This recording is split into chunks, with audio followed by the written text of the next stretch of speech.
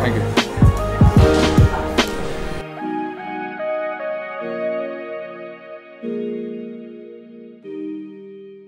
What's going on, guys? Welcome to Amigos Code. My name is Nelson, and in this course I'm going to teach you everything you need to know about functional programming with Java.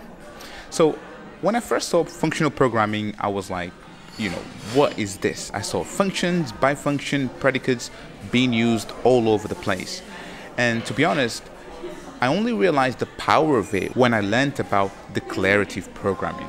So you see, most of us write imperative programming, which means that you define every single implementation detail of your code, whereas declarative, you simply tell it what you want instead of defining the details. For example, you might have a variable, or actually you might have a loop, right? So you define the initial value, how to increment it, and how to stop it, right? So with declarative programming, you have none of that. You simply tell it what you want. And that's what I'm going to teach you in this course.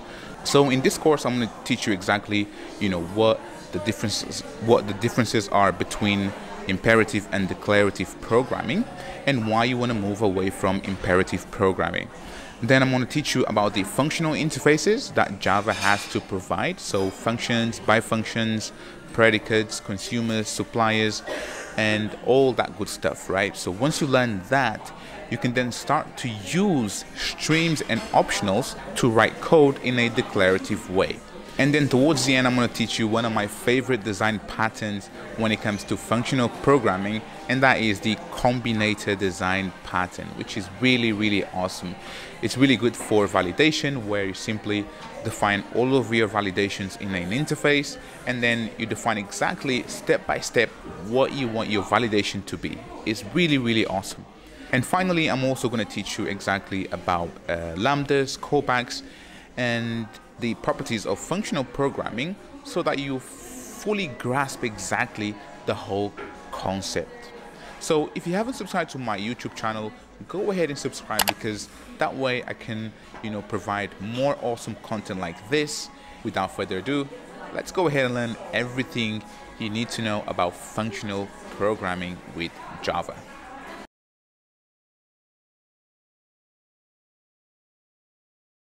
Alright, so before you start this course, I want to make sure that you really learn from this course, because I want to add value. So what I want from you is to go ahead and practice as I teach, because that's the best way for you to learn any new technology. Also, go ahead and join the private Facebook group. So if you have any questions, you can go ahead and engage with other students. And the group is full of cool people just like you. So this is all I wanted to say for now, and enough of me talking. Let's go ahead and learn about functional programming.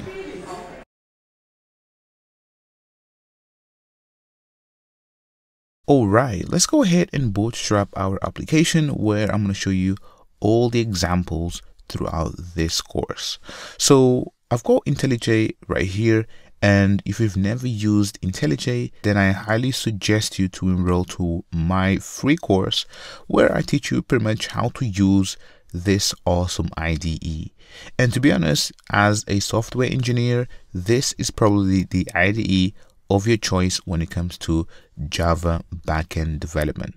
So let me go back to IntelliJ, and the first thing I'm going to do is to create a project, and right here I'm going to pick Maven.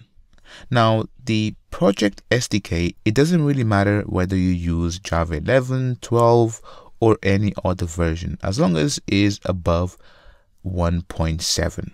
So I'm going to stick with 11 right here, and as I said, the version does not matter.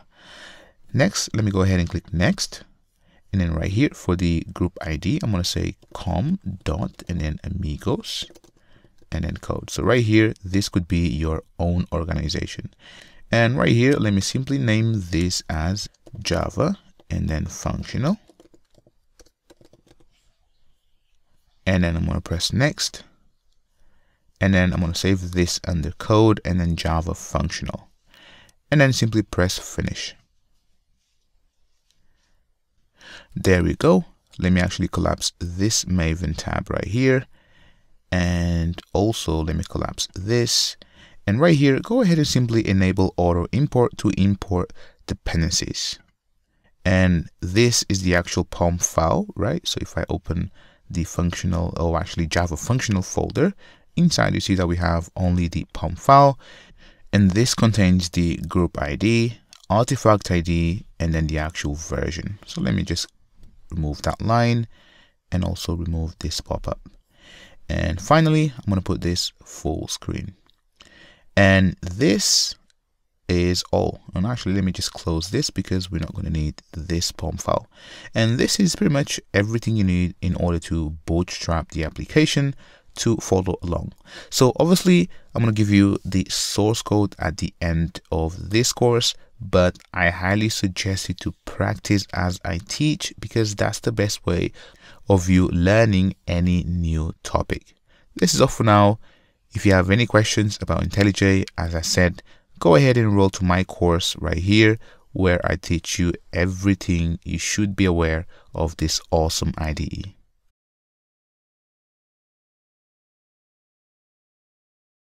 Let me go ahead and give you an example of imperative programming. So imperative programming involves you as a developer defining every single detail about your implementation. So right here inside of the source folder, inside of main and then Java, let's go ahead and create a new package. So you can right click on this folder, or I'm going to use keyboard shortcuts. And also you can see down here, so right here, you can see all the keyboard shortcuts that I'm going to use throughout this course. So right here, I'm going to use the arrow. So I'm going to select package. And then right here, I'm going to name this as imperative and then OK. Now inside, go ahead and create a class. And this will be called as main. Now let me collapse this, and inside I'm going to type PS and then VM for public static main. There we go. And now we have a main method that we can run. So let's go ahead and define a list, and the type of this list will be of type and then person. So right here, let me go ahead and simply name this as people equals to and then list and then dot and then of. So right here, what we're going to do is simply create few people, or actually few people of type person. So right here, let's go ahead and simply create a class. So let's go ahead and simply say static and then class and then person. And this person will have a name, so private, and then final string and then name. And we also will define a gender, so enum, and this will be gender, and the gender will be male or female. And then right here, what we're going to do, or actually underneath, is simply say private final and then gender, and that will be the gender. And let me add this to constructor, and there we go. So now we have this class right here called person. And let me also define a toString method right here, so to and then string, and there we go. So now right here we can simply say list of and then new and then person, and right here let's give it a name, so John, and John is a male, and let me have a static import for this, and let's go ahead and duplicate this. So I'm going to press Command D a couple of times, and there we go. So let's have Maria, and she's a female. Let's have Aisha, she's also a female, just like that. Let's have Alex, is a male, and let's finally have Alice, just like that. And Alice, she's of course a female. So now that we have this list right here, let's go ahead and find out how many females that we have. So the way that we will do it with the imperative approach is, let me add a comment right here. So in an imperative approach is simply by doing the following. So first we need an empty list, and then of type, and then person, and then let me simply say females right here equals to list of, and then, or actually not even list of, let's go ahead and simply say new, and then array list. So this is an empty list. Now what we need to do is to loop through people. So let's go ahead and simply say for, and then person, and then person inside of people. And right here we're going to say if, and then person, or actually let me go ahead and simply say female, and then dot equals to person dot, and then gender, just like that. So if this is the case, I'm going to say females dot, and then add, and then person, just like that, and that with semicolon.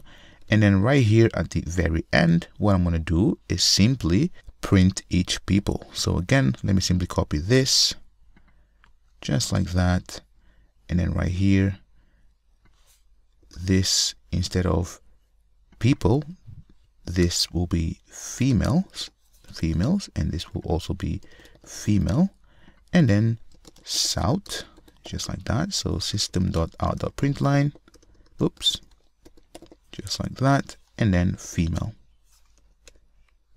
Now if I go ahead and pretty much run this class right here, so let's go ahead and run this class,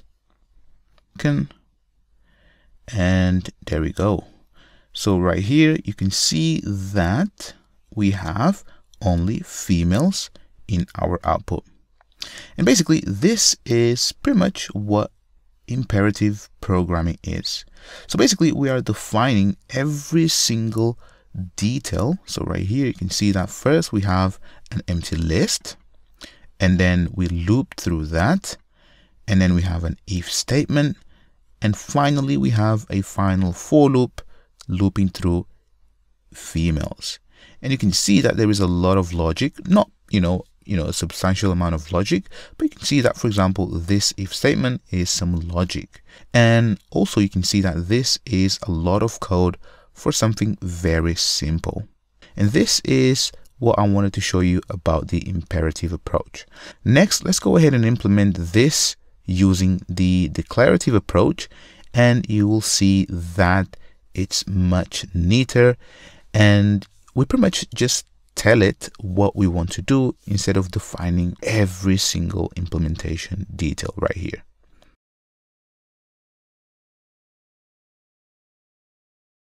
So to use declarative approach with Java, i.e. functional style programming, we simply have to do the following. Let me collapse this. So right here, so what we're going to do here is, instead of us creating a list and then having two for loops, what I'm going to do is the following. First, let me go ahead and pretty much have a comment, and right here this will be declarative and then approach. Now the way that we use declarative approach is by using streams with collections. So don't worry about so much about what a stream is, because I'm going to show you exactly later on, but for now just follow along. So go ahead and simply say people. So people is the original list right here, so this list of people, and then dot, and then stream right here. So now we have a stream, and a stream allows us to go into an abstract mode where we simply tell it what we want. So right here, let's go ahead and simply say dot and then filter. And what we want to filter is basically this. So right here we have a person. So this takes a person, and then I'm going to say the exact same thing right here. So I'm going to take this if statement. Whoops. Let me press Command W a couple of times, Command C, and then put it here. There you go. So you can see that I'm filtering, and then this takes a person, and then I'm using this same if statement. So basically female dot equals and then person dot gender, right? And then finally I'm going to say dot and then collect and then collectors and then to list, and that with semicolon. And right here what I'm going to do is put this on a new line, and the same with collect, just like that. And right here we can simply now go ahead and simply say dot and then for each, and then we can use system dot and then out and then column and then print line. So now let me actually add right here. So let me simply add this as a south. So I'm going to print this just like that. There we go. And let me do the same here. So I'm going to copy that and then paste that. Take this comment, put it here so you can see exactly in the console what I'm doing. So now you can see that this is much concise.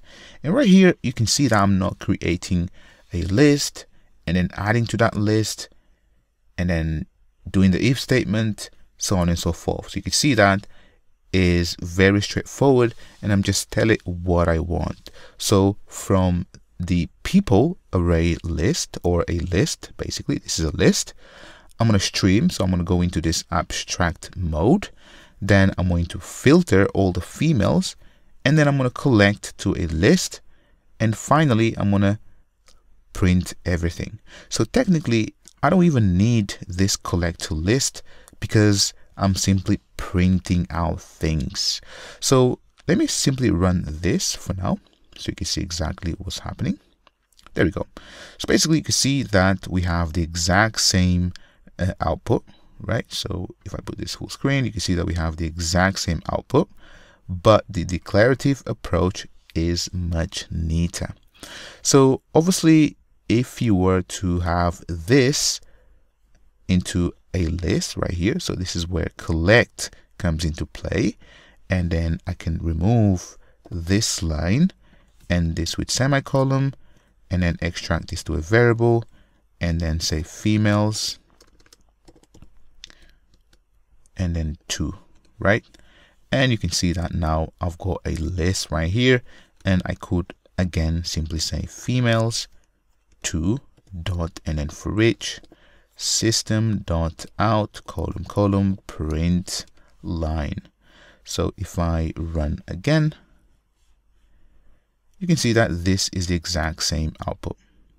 So there we go. Now you should have a full understanding of the differences between declarative and imperative approach. So obviously I've just shown you the difference between both, but there are a few things that we need to understand in order to write code like this, right? So I'm going to teach you about functions, BiFunctions, predicates, BiPredicates, consumers, and all the good stuff that Java has to offer when it comes to functional programming. If you have any questions, go ahead and drop me a message. Otherwise, let's move on.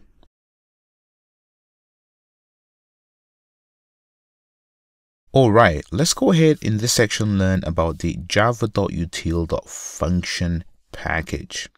So basically this package contains functional interfaces that provides target types for Lambda expressions and method references. So each functional interface has a single abstract method. Basically you can have one interface with multiple default methods, but you must have only one single abstract method to be considered as a functional interface.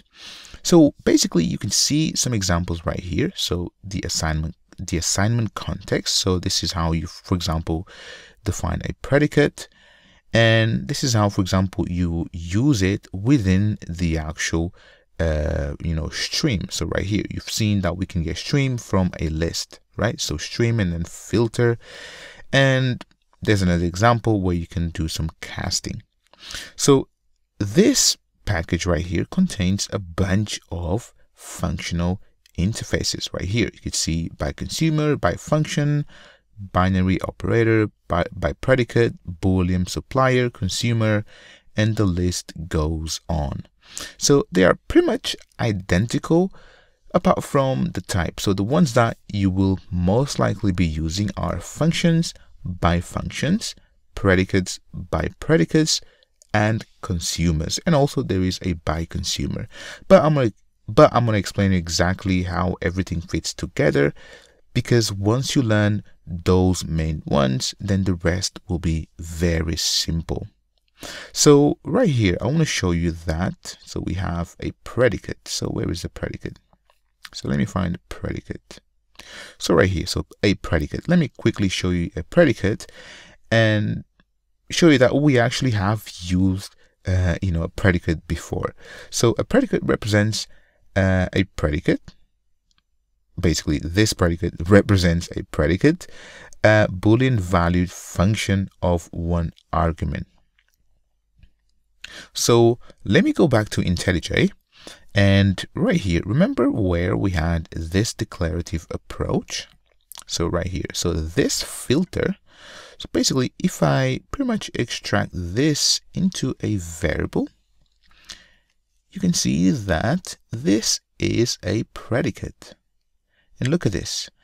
This predicate looks like this. So the predicate accepts a person and then returns true or false based off that person, i.e. whether the person is of type female, right? But what we've done right here, we simply inlined like that. That's why you don't see the predicate keyword. But indeed, this is a predicate, and a predicate looks like this.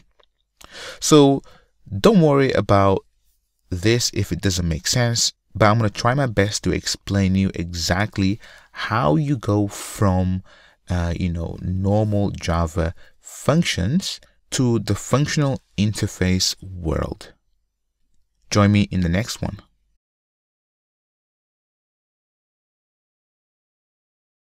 Alright, so I've gone ahead and created a new package right here called functional interface. And inside of this package, I'm going to go ahead and create a class. And first, I'm going to name this class as underscore and then function. And I'm going to explain why I'm saying underscore right here. But for now, go ahead and simply say underscore and underscore function, or you can name this anything other than function without underscore, right? So right here, what I'm going to do is simply say public static void main to have a main method. And right here, what I'm going to do is simply do the following.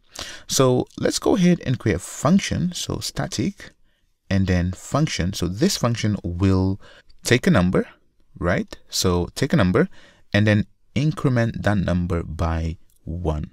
So let's go ahead and simply say int and then increment, and then this will take an integer number and then it will return number and then +1. So now if I go ahead and simply say increment and then 0 and then end that with semicolon, and if I pretty much extract this to a variable, and for now let's go ahead and simply sout this increment, and let me put this full screen. Let me run this now. Oops, I'm running the wrong one, so I need to run this function. There we go. So you can see that the result is 1. Very simple. So if I put 1 right here, this will be 2. So what I want to show you is how we go from this. So this is what you are used to this right here. So let's go ahead and learn about the function interface. So where is the function? So this one right here. So this says that represents a function that accepts one argument and then produces a result. So this is pretty much what we have here, right? So this function that we have, so this is a normal function in Java. So this is what you are used to. So this takes an input and then returns one single output right here. And this is pretty much the equivalent right here. So represents a function that accepts one argument and produces a result. So the way that we convert this into a function right here is the following. So let's go ahead and simply say function.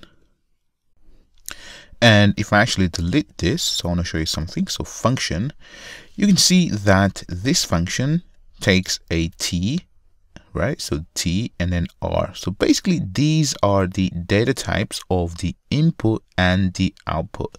So let's go ahead right here and simply say that this will be of type integer.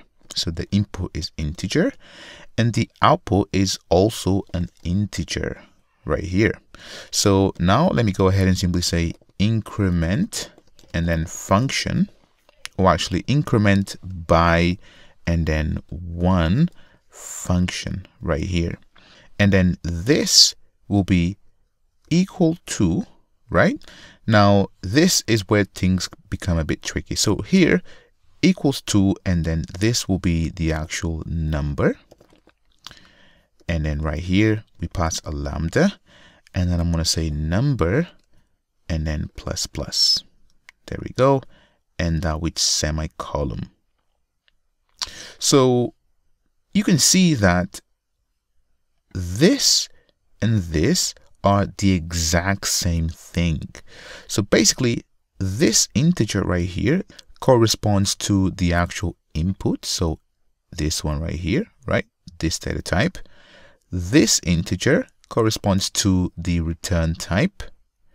And then this number corresponds to the parameter to this function right here. And then I'm saying number plus plus. Or actually, let me simply make them the same. So number plus 1. And let me also rename this function to increment by and then 1. So you can see that this is pretty much the same, but now we are talking in functional style world. So now the way that we use this is as follows. So go ahead and simply say increment by 1. And the reason why we're not seeing this function is because we can actually put it inside of this method. So inside of this main method, we can paste that function there. Or if you want, this can also be static like that, right? So let me actually put this on a new line so you see exactly how it is. So right here I can say increment by 1 function, and what I'm going to do is simply say dot and then apply. So the apply pretty much takes the actual argument. So let me go ahead and simply say 1, and then right here I'm going to say increment and then 2, and I can change this data type to integer, and then simply say south and then increment 2, and then let me simply run this again. You can see that we have the exact same output. So this is how you use a function. So basically it's the exact same thing as this function right here, but in a functional style way. So if you have any questions about this, go ahead and drop me a message, but I'm going to show you exactly how all of this fits together, right? Because now you might be asking, why should I use, this function right here instead of a normal regular function, right?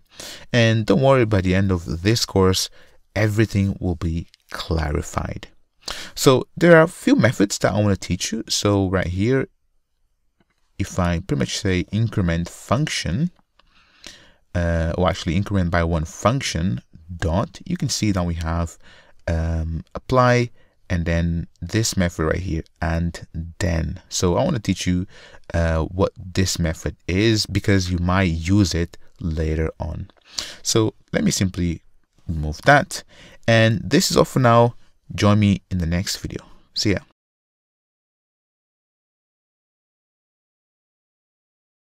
All right, let's say that you want to combine multiple functions together to achieve a desired state or a desired output.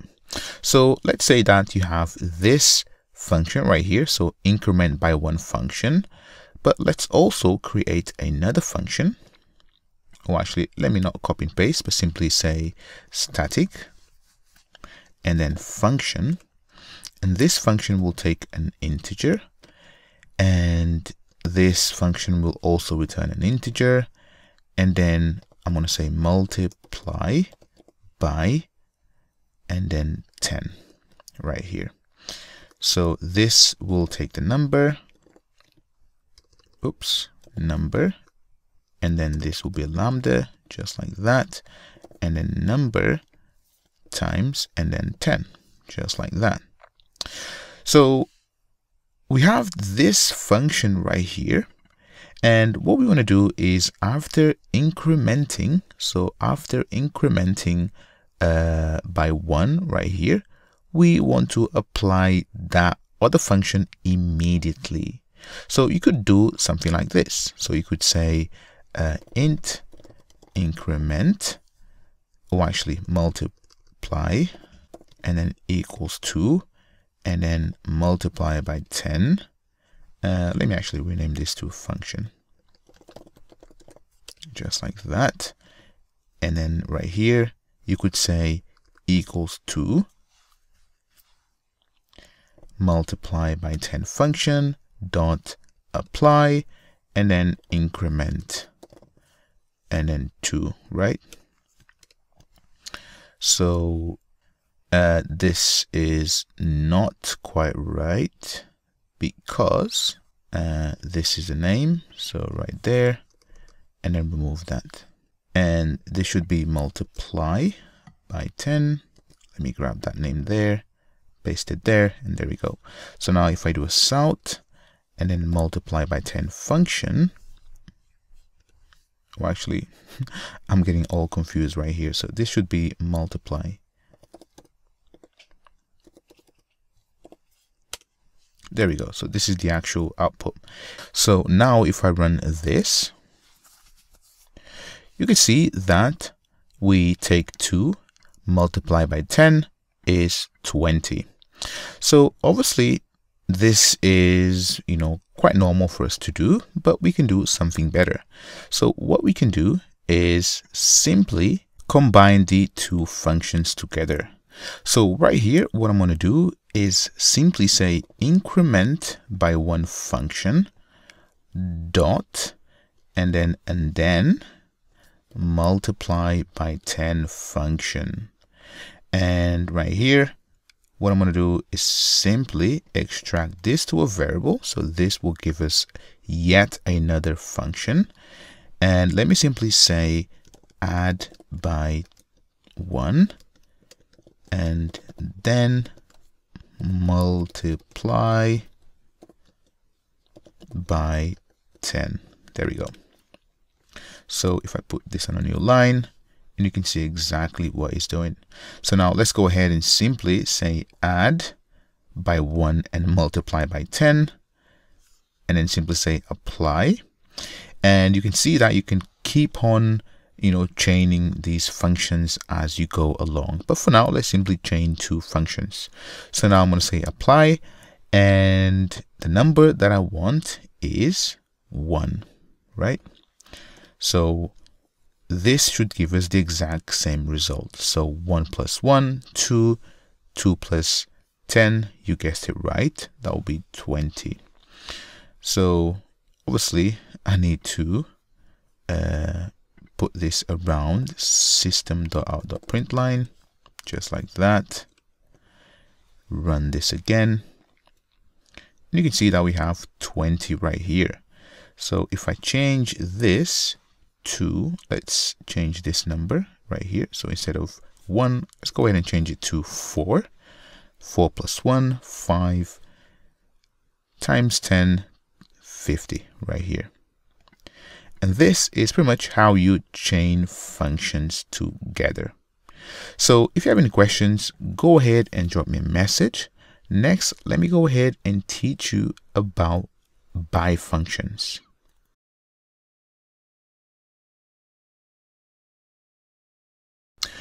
Alright, so what a BiFunction is the same as a function, but instead of taking one input, it takes 2 inputs and produces 1 output.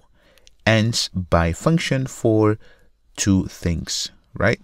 So right here we have this function right here. So this one, add by 1 and multiply by 10. So let's say that the first number that we give it is the one that it should increment, and then the second one is the one that it should multiply by. So right here, let me go ahead and define this as a normal function, so you can see exactly the equivalent. So increment and, or actually increment by 1 and multiply, just like that. So now right here we have a second argument, so int num to multiply by, just like that. And now I'm gonna wrap everything within parentheses and then say times and then num to multiply by. Now the way that we define the exact same thing but using a BiFunction is as follow. So let's go ahead and simply say bi and then function. So the first argument is the first input, which is the actual number that we want to add 1 by. So let me go ahead and simply say this is an integer. The second one is also an integer. And the third one is also an integer. So bear in mind that you can have different data types depending of your circumstances. So right here, let me simply say that this will have the same name, but BiFunction. So usually you wouldn't include the BiFunction for the name, but I'm just doing it so that you understand exactly and reason about these things.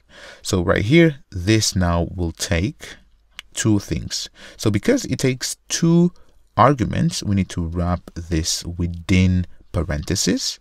So this will be number to increment by 1 and then number to multiply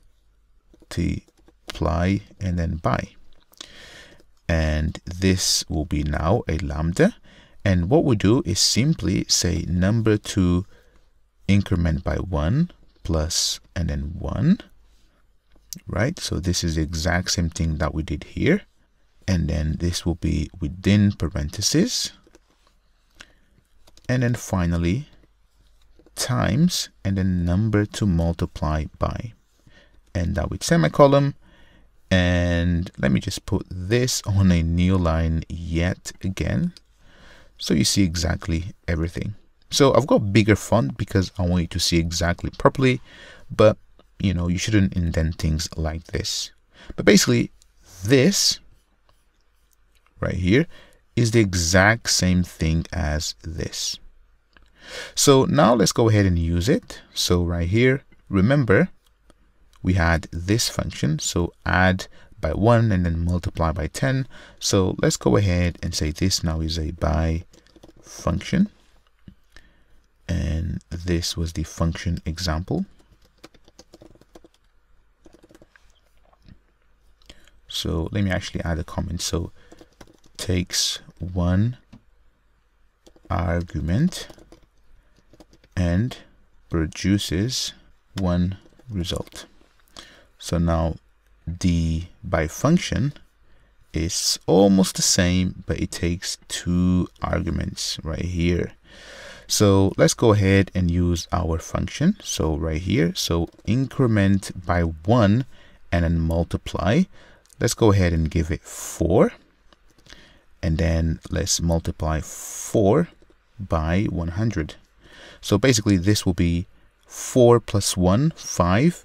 5 times 100, 500. So let's go ahead and simply, I'm not going to even put this into a variable. I'm simply going to say south, and then just like that. So let me put like that, and there we go. So now if I run this, you can see that we have 500 right here. Now let me go ahead and use the BiFunction. So if I escape out of this, and let's actually have the same system right here. So system.println, and right here, let me simply use the actual function. And I think we have to have it as static. So this guy right here. So this has to be static. There we go. Now it should appear BiFunction, and this should be dot and then apply. And apply takes 4 and 100. Now if I run this, you can see that we have the exact same result. So this one right here is using normal Java function, and this one right here is using the BiFunction. Let me go ahead and show you the actual docs. You'll see that we have lots of bi. So let me search for bi. So you can see that we have a double BiFunction, to int BiFunction, to long BiFunction, and all of these BiFunctions are the exact same thing as the function, but they take two arguments, as you can see here, right? So the same with predicate. So it takes two arguments and returns true or false. So this is the difference between a function and a BiFunction. If you have any questions, go ahead and drop me a message. Otherwise, let's move on.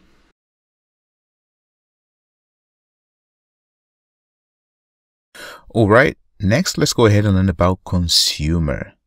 So a consumer, so let me search for consumer right here. So consumer.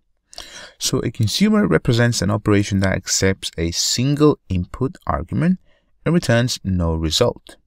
So let me show you exactly first the non-functional way and then the functional way. So let's say that right here, again, let's have public static void main, and right here, let's go ahead and define a static class and then customer. And then let's go ahead and simply say private final, and let me put this full screen. So private final, and then string, and then customer name, private final string, customer phone number, just like that. So next, let me add that to a constructor. And now what I'm going to do is have a function right here. So let me go ahead and simply say static, and then right here, let's go ahead and say greet and then customer. So this will take a customer, and right here, let's go ahead and simply say south, and then hello, and then customer, and then dot customer name, and then right here plus, and then comma, thanks for registering, and then phone number, and then plus customer dot, and then customer phone number. So let me actually put this on a new line so you can see everything. So now let's go ahead and simply create a new customer. So new customer, this will be let's say that Maria, and then Maria phone number will be 99999, right? So let me go ahead and cut this and then simply say greet customer, pass new customer, just like that, and end up with semicolon, just like that. So now if I run this class, you can see that we have hello Maria, thanks for registering, phone number 9999. So the way that we achieve the same but using the functional interface, so the consumer functional interface, is by doing the following. So let me go ahead and simply say static and then consumer. So consumer takes one argument, so this will be of type customer. And then right here, let me go ahead and simply say greet customer consumer equals to, and then we'll take the customer. And what we're going to do is pretty much the exact same thing right here. So let me grab all of this and then paste it there. And basically, now I can go ahead and simply say greet customer consumer dot, and then right here, instead of apply, we simply accept. Now let me go ahead and extract this customer, so Maria, and then also pass Maria right here. So there we go. So this is using functional interface. So this is actually consumer and then normal Java function, right? So if I run this, you can see that we have the exact same thing, right? So basically a consumer takes one argument and pretty much returns nothing. It's like a void function, right? So this customer right here is the data type of the input, so is this one. This customer is the actual name of the input, so this customer right here. And void, you could technically say that void is a consumer. So if you have any questions on this, go ahead and drop me a message. Otherwise, let's learn about BiConsumers.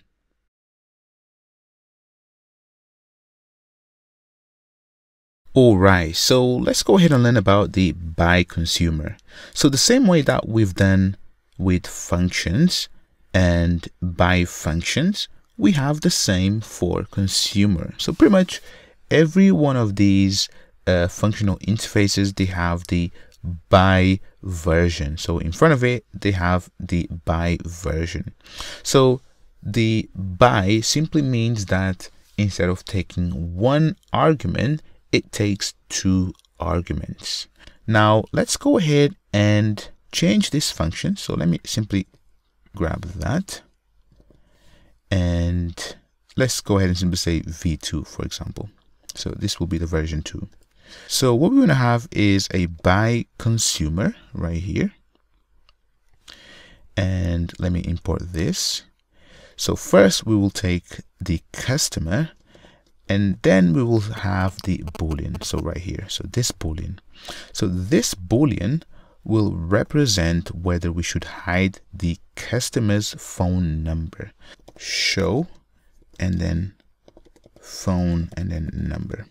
So now we have an error because we have two arguments, and because we have two arguments, we need to enclose these within parentheses, just like that.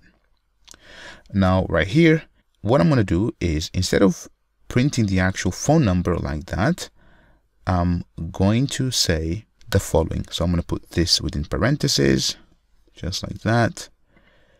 And right here, I'm going to say show phone number. So if show phone number, then we can pretty much print that. Otherwise, I'm simply going to have some stars, just like that. So now let's go ahead and test this out. So let's go ahead and simply say greet customer v2, and let's pass Maria. And then right here, let's simply say true for now. So this is actually complaining because we need to say dot accept. And if I run this, you can see that this is the version 2 of our function. Now let's go ahead and simply say false. Run that.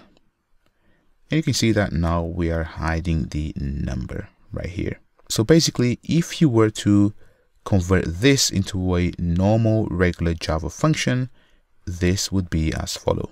So let me just duplicate all of this, just like that. Call this v2, and then right here we simply take the exact same variable, so show phone number, but right here boolean show phone number, and let me grab everything from here and then put it here. There we go. And that with semicolon, and I can simply now go ahead and say get, or actually greet customer v2, pass Maria, and then true, run. There we go. And you can see that we have the exact same information. So there we go. This is how you use a BiConsumer. If you have any questions, go ahead and drop me a message. Otherwise, let's move on.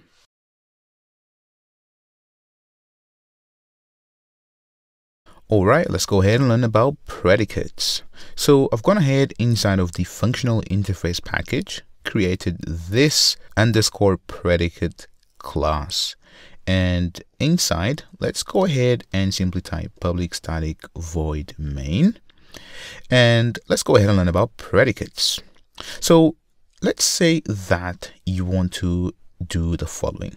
So let's say that you have a function, so a normal Java function, so static, and then this will return a boolean. And right here, let's simply go ahead and say, is phone number valid? So let's go ahead and simply take a phone number, so string and then phone number. And for now, let's go ahead and keep it very simple, but this validation is not real, but it's just to illustrate the actual example and purpose of predicates. So right here, let's simply say that this phone number, in order to be valid, it has to meet the following criteria. So let's return phone number dot and then starts with, and let's say that the phone number has to start with 07. And let's also say that the phone number and phone number dot and then length is equal to 11. So this is a simple phone validation method, but this is not real. It's just to illustrate the purpose. Now let's go ahead and simply do a south here, and let's go ahead and have this phone number. So 07 and then 000000000, and let's have another one 0 and then 9, and then we can add a couple digits like so, right? So the validation is not real, but this will illustrate the purpose. So now if I run this, so let me run this main method, you can see that I'm printing the number, but what I meant to do was to actually let me cut this. So what I meant to print was is phone number valid, and then pass the actual phone number. So the same with that one, cut it, is phone number valid, and then paste it. Run it again. You can see that the first phone number is valid, so it meets the actual criteria. Let's also have another one, so the same, but this will be 10 characters long. And if I run this again, you can see that the first one is valid, the second one isn't, and the third one isn't as well. So right here, we're simply doing a simple phone validation check. Now, in order for us to use the functional style, we can use the predicate. So predicate right here, so you can see, represents a Boolean valid function of one argument, right? So right here, the way that we use a predicate is as follows. So this exact same function as predicate will be something like this: static, and then right here, predicate. And then this will take a string. So this will be the phone number. And then let's copy this exact same name. And then let's simply say predicate. And right here, this will be equal to, and then phone number. So let's actually grab this. And then this lambda. And on a new line, I'm simply going to grab this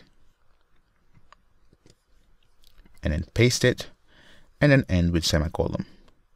Now let's go ahead and use it. So to use it is phone number valid predicate dot and then test. So this is the actual method that we need to use.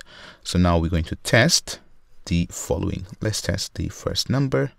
So we know that the first number is valid.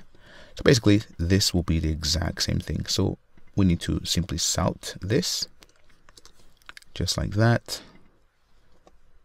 There we go. And let me duplicate this. And basically we should have the exact same output. There we go. And then paste that in. Let me do sort without predicate. And then right here with predicate. And if I run this, you can see that we have the exact same result. So true, false, false, and without predicate, true, false, false. So basically this is the equivalent. So the predicate is the equivalent as this normal Java function. And the cool thing about predicates is that you can have a bunch of predicates and then combine them together. So the same way that we've done with function using and then, we can also use it with predicates. So let's say that we have another predicate. So let's have another predicate. So static and then predicate. And this predicate will take a string. And then let's say contains, and then number, and then let's simply say number 3. So if the phone number contains number 3, so phone number, and right here I'm simply going to say phone number dot and then contains, and then 3, just like that. Now the way that you chain predicates is as follow. So right here, let's simply go ahead and say, is phone number valid? So we're going to pass this phone number. So this one right here. There we go. And then we can say dot, and then is phone number valid predicate dot, and then and another predicate. So the other predicate is contains number 3 dot, and then test. Let's actually pass this number right here, so the last one.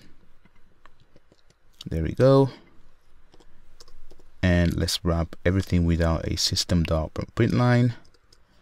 Let me put this on a new line, and just like this. There we go.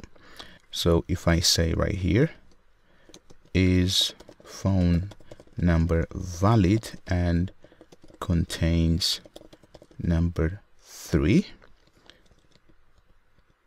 equals, and then plus the actual result. Let's do the same for a different number. So let's actually do for this one, very first one. So right here, and let's actually put a 3 right here.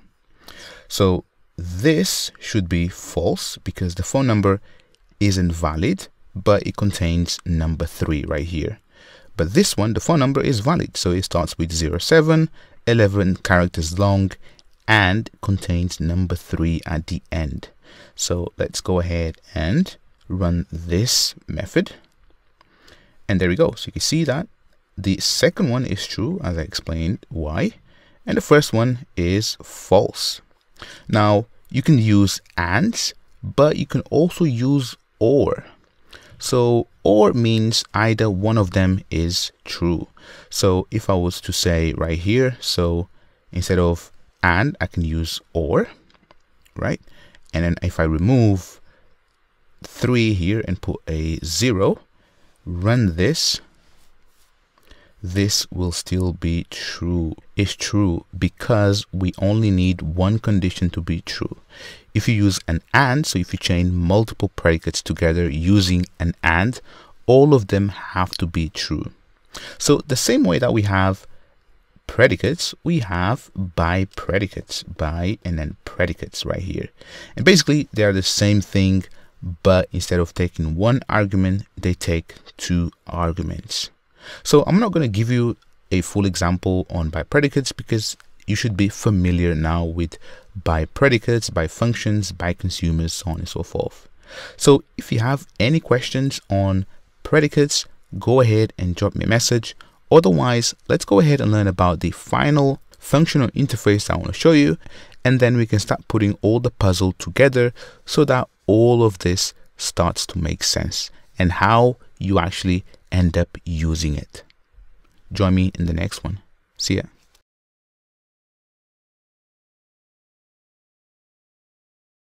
Alright, go ahead and inside of the functional interface package, create a class called _supplier with a public static void main method. So let's go ahead and learn about what a supplier is. So if I go to the docs right here, you can see that they say supplier T represents a supplier of results. So basically, sometimes you might have a method right here that simply let's say that we have a method like that, so like a method like this, so static and then get, or actually string get connection URL, or actually let's simply say get db connection URL, right? So this will take no arguments, and let's simply return, and then for example jdbc column / localhost and then 5432 / let's say users, right? So this is not real, but you get the idea. So the way that we can use this function now is if I simply say south and then get db connection URL, and then if I run this, you can see that we get the actual connection URL for some kind of database. So the purpose of this function right here is simply to return a value right here. So this is the value that it returns. So we can use a supplier to represent the exact same thing. So I'm going to copy this URL, and to have this Java function as functional, we simply have to say supplier, or actually static, and then supplier, and then this will supply a string, and then get, let's grab this, and then supplier, and right here equals to, and then what we need to do is simply have parentheses, and then we simply pass, or actually return this, just like that. So if I put this on a new line, so you can see exactly what I'm doing, and you can see that now this is the exact same thing. But if I go ahead and simply say system.out.println, so south, and then right here to use this, I can say get db connection URL supplier dot and then get. So now if I run this, I do get the exact same result. So this is pretty much how you use a supplier. So a supplier simply returns any kind of value that you want, right? So this data type doesn't have to be a string. It could be, you know, your custom classes, your custom objects, you know, an array, pretty much anything that you want. So if, for example, if you wanted to return a list right here, you could simply say list and then of type and then string right here. And then here I would say list dot of, and then just like that, and that would semicolon, right? So now if I run this, you can see that this now is a list. So if I was to return something else, so right here, let me simply add comma, new line, indent this like so, so it's much neater, just like that. Oops, just like that. And right here, let's simply say customer, for example, right? So get connection URLs and then supplier, and then here URLs, run this, and there we go. So now we are returning a list with 2 URLs. So if you have any questions on suppliers, go ahead and drop me a message. Otherwise, let's move on.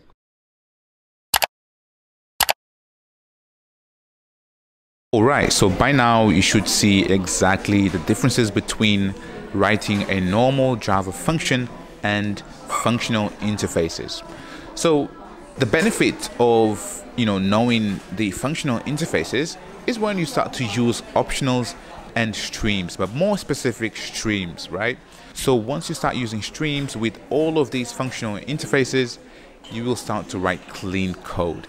And that's what I'm going to teach you next.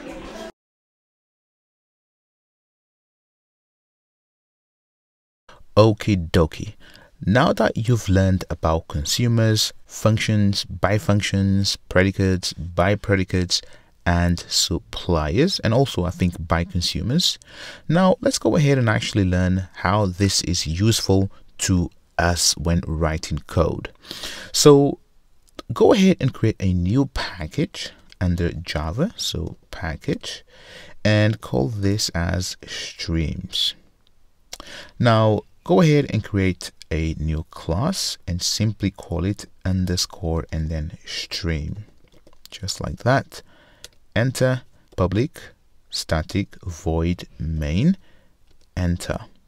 Now remember, inside of the imperative package, go ahead and open that up, and let's actually steal some code. So right here, let's steal all of this, so the enum gender as well as the person class. So let me close this, and then right here let me paste that in, and I'm gonna cancel because I don't want to import from imperative.main, so cancel. And let me go back again, and let's actually steal some code again. So let's take this list right here. So we're going to take this list, and then we can close this once more. And then right here inside, let's go ahead and paste it. And you see right here, it's trying to import from imperative.main. Cancel out of it, and let's simply import the actual list ourselves. So I've just pressed option enter, and right here let's import male and gender, just like that. And finally, let's go ahead and add a static import for those. So I'm just pressing option and then enter, add static import. Now let me go ahead and close this, and let's actually use what we've learned in the previous section with streams. So this is pretty much where everything starts to make sense. So let's go ahead and use a couple of those functional interfaces that we've learned. So if I collapse this, or actually open this, so consumer, function, predicate, and suppliers. So go ahead and simply say people dot and then stream, right? So stream pretty much takes us to an abstraction mode, And if you want to learn about all of this, I've got this course right here where I teach everything about the Java Streams API. Because once you learn this, the way that you write your Java code will change quite significantly. So stuff that you used to take 20 lines of code, you can simply collapse it into perhaps 5 lines of code. And to be honest, knowing how to use the Java Streams API will make you a much better developer. So I also have a free video on YouTube where I teach about filter, sort, group by, all match. Basically, this is an introduction of this awesome API. But for now, let's go ahead and learn some of these methods. So go ahead and say people.stream, and now go ahead and simply say dot. So what I want you to do is to actually look carefully. So right here, so look at the methods that we have. We have map, collect, filter, find first, for each, all match. But what I want you to see is exactly, look, the map function takes a function, right? Takes a function of some type that extends person, and then you can see the other one, so the other argument, so question mark extends R, mapper. So this is exactly what we've learned, right? So a function takes an input and produces an output. So the same with collect. So collect is a supplier, and you can see a BiConsumer. So this is awesome, right? This is everything that we've learned. So the same with filter, takes a predicate, find first, so this returns simply an optional. For each takes a consumer, right? Let's look another one. So for example, drop while, this takes a predicate, find any, flat map, so this is a very useful function, takes a function inside, and right here, flat map to int, map to double, so this takes a to double function, right? And you can see right here, non-match, a very useful function as well. Reduce, binary operator, and then right here you have another reduce, and then look at this, sorted takes a comparator, it's not relevant to us. Take while, you can see that this takes a predicate and to array int function. Basically, this is pretty much everything that we have learned, right? So functions, BiFunction, consumers, predicates, and the other good stuff. So basically, this is now where everything comes into action. So let me go ahead and show you, for example, how to use this map function. So go ahead and simply select the map function, and the map function simply does transformations. So right here, this takes a person, right? And from here, what we want to return. So I want to return person dot and then the actual gender. Now let's go ahead and simply say dot and then collect, and then collect is to set, right? So, and also let me extract this to a variable, genders, and then south, and then genders, or actually not even south. So let me simply remove that, because I want you to see exactly what we're doing. So right here, so instead of collect, let's go ahead and simply say dot, and then look at this, for each takes a consumer, and we've learned about consumers, right? A consumer simply takes an argument and produces nothing, so void, right? So right here we will take a gender,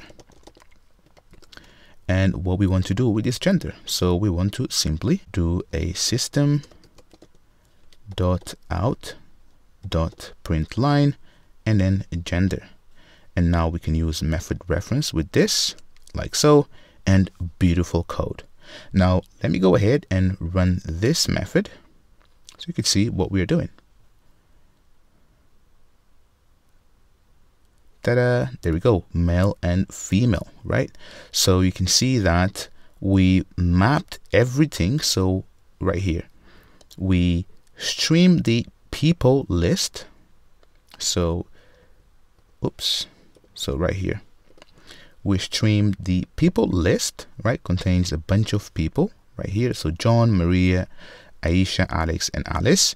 So we map, so we perform a transformation on that list. So we convert every single one of them into a gender. So now we simply have a list full of genders, and then we collect to a set, removing duplicates, and then we simply print. That's why you see that we have only male and female right here. So if I was to have another gender right here, cannot, or actually prefer not to say, but basically this is not gender, I'm just giving you an example. So right here, let's add another one, another person right here.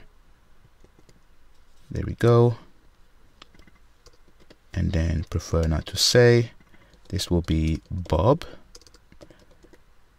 And you could tell that this is a gender, but so if I run this, you can see that now we have prefer not to say as well right here. So if I was to now map this into the actual name, right? So let's say name and then run this. We simply now get the actual names instead of genders. So this is really, really, really awesome. So let me also show you that we can simply get the length of each name. So let's also perform another map operation, right? Or in this scenario, let's say map to int. This takes the actual name, so this time is name, and then simply say name dot and then length. And right here we're not going to collect to set, so let me delete that. And then we can even change this to method reference, just like that. If I run this, you can see now the length of each name. So this is the power of streams. So you might be asking, what is this, right? Or what is this? Or what is this? So let me just show you right now.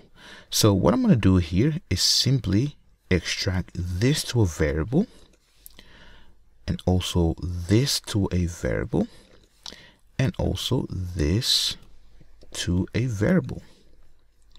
And now check this out. So this is what you've been learning in the past videos. So look at this function that takes a person, returns a string, and then the same here, toInt function. We haven't learned toInt function, but basically this is the same thing. So this takes a string and returns an integer. That's all it does. And you can see right here, int consumer. So an int consumer simply takes an integer and it prints out the result. So right here, so let me actually replace this with a lambda so you can see exactly what is this. You can see that this is what we've been learning throughout this course. But when you use it with streams, you don't have to have all of this syntax. Basically, you can ditch the left hand side and just keep these, right? So if I now inline everything, so Command Shift N, Command Shift N there, Command Shift N there, and look at this, right? And here even method reference, and there we go. So if you want to learn more about streams, go ahead and check my course on Java Streams API, where you learn everything about writing code in a declarative way. This is all for now. Join me in the next one.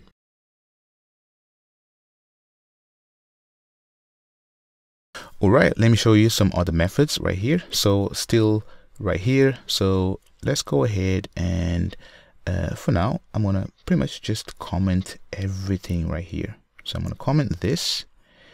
And right here, let's go ahead and simply say people dot and then stream. And then right here, let's go ahead and simply say all and then match. Basically, we want to know that in our list, we only have females. So right here, so this takes a predicate. And remember, a predicate looks like this. So this will take a person. And then in this list, we want to make sure that we only have females. So female dot and then equals person dot and then, well, actually not people, person dot and then gender. There we go. And now end this with semicolon. And if I extract this to a variable, you can see that this is a boolean. Now let me go ahead and simply say contains only females. There we go. And if I do a south on this, south, and then contains only females. And let me actually go ahead and destructure all of this. So I'm going to extract this to a variable and check this out. So right here, so we've learned about predicates, right? So this is what we've learned previously. So now let me go ahead and run this again.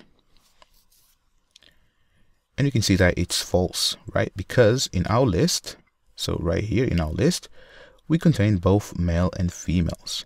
So if you want, for example, to say, say the opposite, you could say, for example, I think match. Let's look at match. So any match right here, right? So any match. So any match means any match taking our predicate. So if we have at least one female, then this will return true. Run this. There we go, true, right? So if I, for example, remove all the females here, just like that, run it again, and it's false now, right? So let me undo all of that. And finally, we have, I think it's non-match, right? So let's say that. Now we change this to prefer not say, and let's remove Bob from here. So basically, I want to make sure that in our list, we do not have someone with prefer not say gender. If I run this, you can see it's true. If I add Bob back, this will be false. There we go. So you can see the power of streams, right? So obviously we have other methods, really useful methods. So if I do person, or actually people dot and then stream dot, and look at those methods, right? So min, peak, reduce, sorted, take, while, so right here, drop, while, non-match you've seen, find first, map, and map to int. So basically, once you learn all of this, the way you write Java code will change and you will become a much better Java developer. So this is all for this video. Next, let me also show you that you can use all of the goodness of Java functional interfaces with optionals, because again, optionals changes the way that you deal with null pointer exceptions in Java.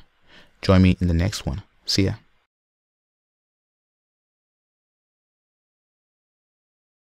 Alright, let me go ahead and show you how to use Java optionals with functional interfaces. So if you've never heard about Java optionals, or if you've never used Java optionals, go ahead and check my YouTube channel where I've got this crash course on Java optionals. And I highly suggest you to learn how to use optionals because they will help you a lot in terms of dealing with null pointer exceptions. So let me go back to IntelliJ and let me create a new package. So right here, optionals, and inside, let's go ahead and create a main class, and right here, public static void main, and there we go. So now let's go ahead and simply say optional dot and then of nullable. So right here, let's simply say null, right? And if I now press dot, check this out. You can see that right here you have a bunch of methods. But if you look closely again, so these methods, they do take, for example, the first one, or else throw, takes a supplier, right? So this supplies an exception. You can see or else, or, so right here, this takes a supplier. Map, again, function, if present, consumer, filter, and flat map. So right here, if present or else, right, is present or else get. So this is a supplier. So let me actually use this one, or else get, and then remember suppliers. So right here, oops, there we go. So let me simply say default value, just like that. Extract this to a variable, and let me simply name this as value. Now, if I go ahead and simply say south on value, there we go. If I run this, you can see that we get default value. But now check this out. If I simply add a value here, so hello, run this again, you can see that we get hello, right? So let's try something else. So instead of or else get, let's go ahead and simply say dot or. So right here, so or else throw. So this again, we have to supply an exception. Oops, just like that. New illegal state exception. And you can have, for example, a message right there. Exception, for example, right? So you can see that if I extract this to a variable, this is a supplier, and we've learned about suppliers, remember? So right here, so this is a supplier, right? It takes no arguments, but it supplies a value. So there we go. Now let me again show you something else. So if I delete this, so instead of saying or else throw, let's go ahead and use, for example, so let's use something that has a consumer. So if present, there we go. If present, we receive the actual value here, and then we do something with the value. So right here, let me simply remove that, and let me move this above, indent this. There we go. Now, because I only have one single value, but basically you could do like some logic right here, right? If you had like, you know, something that you wanted to do, like a business logic, right? So now, because I only have one value, I can delete all of this. I can delete that, and I can even go one step further, use Lambda method reference, just like that. And look at this, it looks beautiful. So now let me go ahead and simply say john@gmail.com.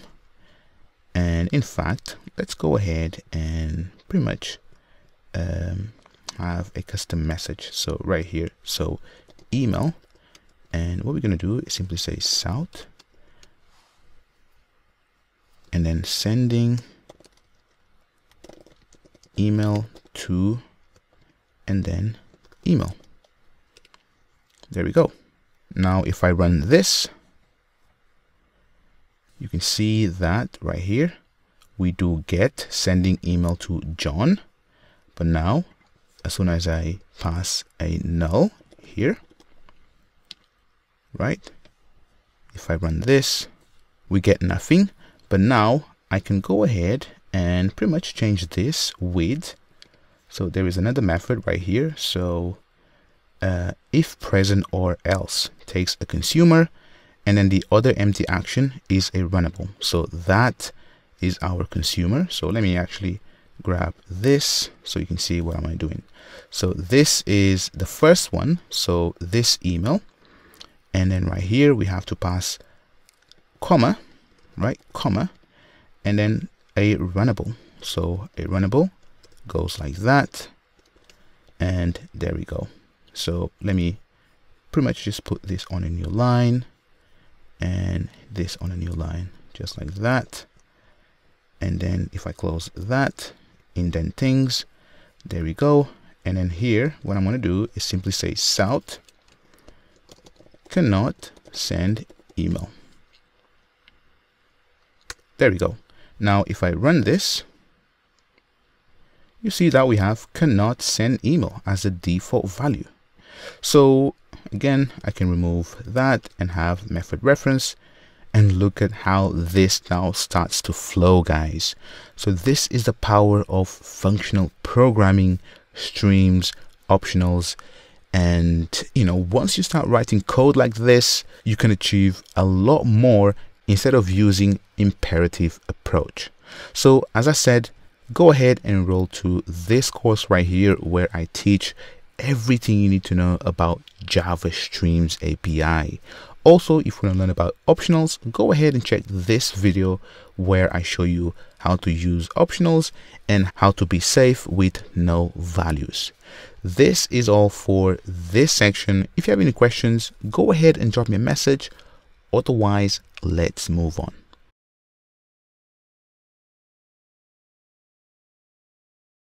Let's go ahead and learn about this awesome design pattern called Combinator. So let me go ahead and first create a new package. And right here, I'm going to simply name this as Combinator and then pattern. So right here, what I want to do is to create a class. So I want to create a class, and let's say that we will start with a user. So a user, or actually a customer. So we have a customer, and this customer has few properties. So let me collapse this. So private final string name. Let's also give it an email, phone number, and let's also give it a local date for date of birth.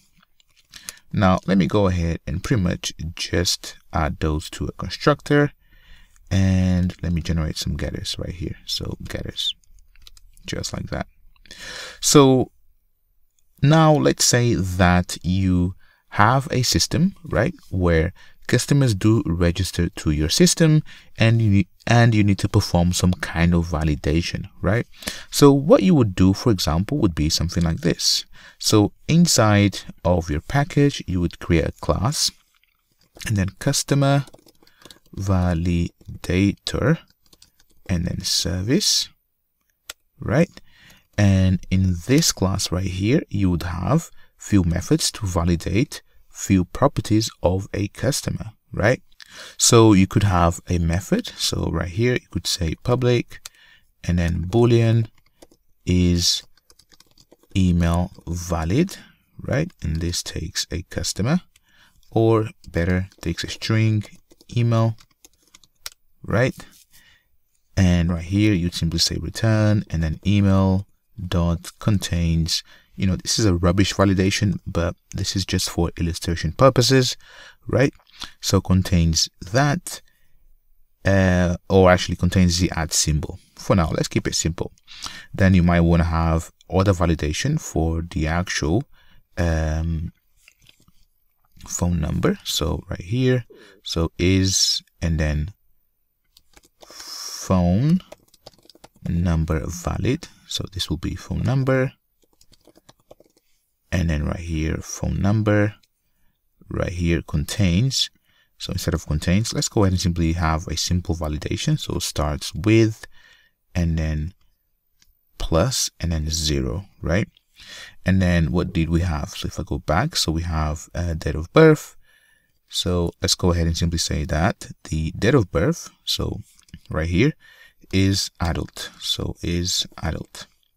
So right here, we take a local date, and then DOB. And then what we're going to do here is simply say period, dot, and then between. So we're going to calculate the number of years between two dates. So the start date will be inclusive. So this will be the DOB. So customers date of birth, and then local date, dot, and then now, and then right here, dot, and then get years, And let's say that for someone to be an adult, they have to be over 16, just like that, right? So if I put this full screen so you can see.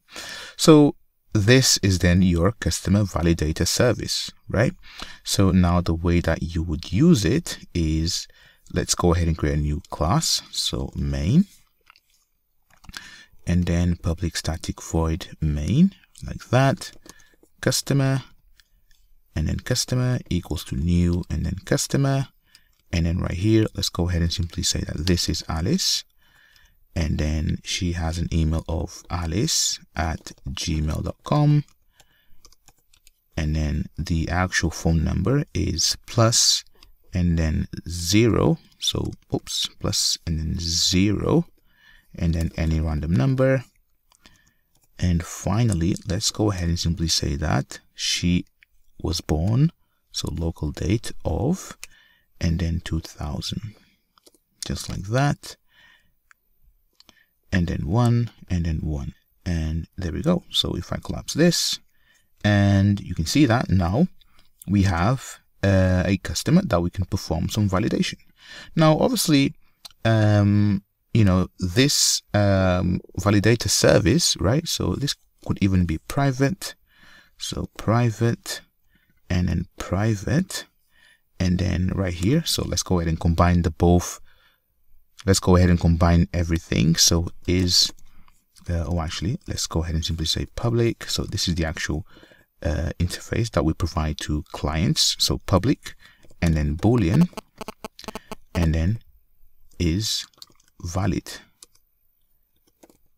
just like that. And this now will take a customer, and now what we're going to do is simply say return, and then is email valid, customer dot get email, and then and then is phone number valid, customer dot get phone number, and finally and is, and then adult, customer dot, and then get, and then DOB, just like that.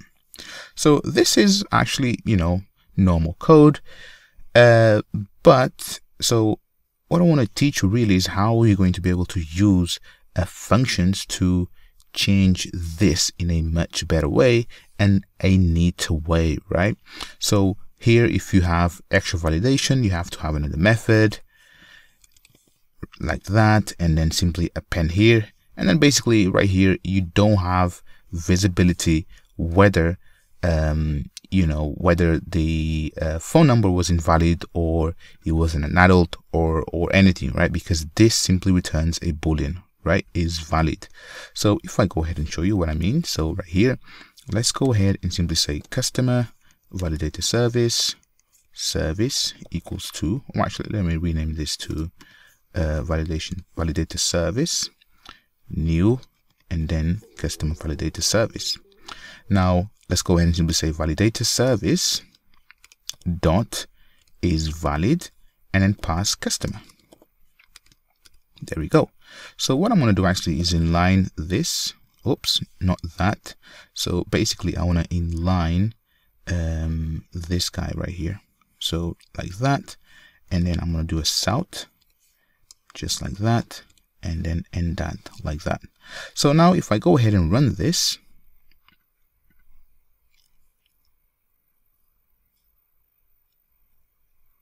there we go. So you can see that this customer is valid, and from now on, let's say that we can store customer in, and then DB, right? So now actually let me say if, and then valid, right? So now if I go ahead and pretty much just, for example, remove the @ sign, run this, you can see that now it's false, so it's not valid. And also let me go ahead and remove the plus sign right here. There we go, still not valid. But now you don't know exactly, you know, what is wrong with our validation. So the combinator pattern it's an awesome design pattern that allows you to chain functions together. So basically, a combinator is a function that might take other functions as arguments and returns new functions. So this is an awesome pattern that I'm pretty sure that you will love. And that's what I'm going to teach you next.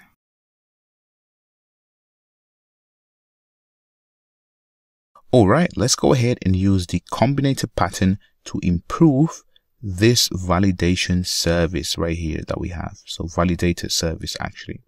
So this validation so this class right here is okay, but we can do way better than this, right? Because right here, for example, if you want to have a different method that validates, for example, just email and the phone number, then you would duplicate this. So right here, and then you would say is valid phone number and email, and basically just remove, for example, is adult from here. And we don't want to do this, right? So we want to have a very beautiful interface that we can simply chain all of these validations together. So let's go ahead first and expand the project tab. And right here, let's go ahead and simply create a class. And this will be called customer. And then let's actually name this as registration